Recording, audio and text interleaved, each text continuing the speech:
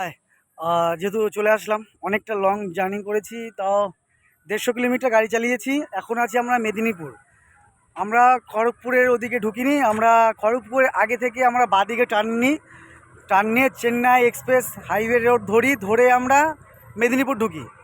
এখন মেদিনীপুরে একটু রেস্ট নেব, রেস্ট নিয়ে এখান থেকে সোজা যাব বালেশ্বর থেকে ওখানে আবার একটু বসে রেস্ট নিই। তারপর যেহেতু আমার স্কুটি, আমার তো আর বাইক নেই, কেন বাইক নিয়ে যেতে গেলে অনেকটা টাফলি ব্যাপার।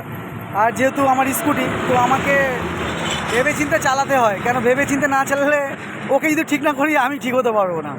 কারণ তোমরা তো আমাদেরকে ফলো করবে না, তোমরা ফলো করবে কারা নাচছে, কারা গালাগালি করছে। এ ভাই এসে দেখো বিস্কুট নিয়ে, ঠিক আছে? তো তোমরা আমাদের ফলো করবে না, ফলো করবে শুধু কারা নাচছে, কারা পথ দেখাচ্ছে তাদেরকে ফলো করবে। তো আমরা অ্যাডভেঞ্চার মানে অ্যাকচুয়ালি কাজে কোম্পানির কাজ করি, তো কোম্পানির থেকে নিজেদের মনে একটা ইচ্ছা থাকে যে নিজস্ব গাড়ি আছে একটা অ্যাডভেঞ্চার করার।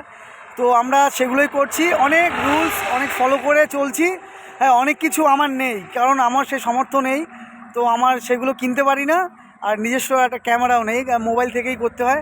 তো ওই করে আমাকে ছাড়তে হয়। তো আশা করি আমাকে সাপোর্ট করো, আর দেখো কোথায় যাই, কিভাবে যাই।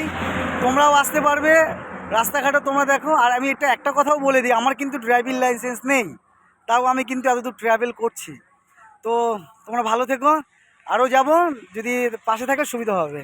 বাই।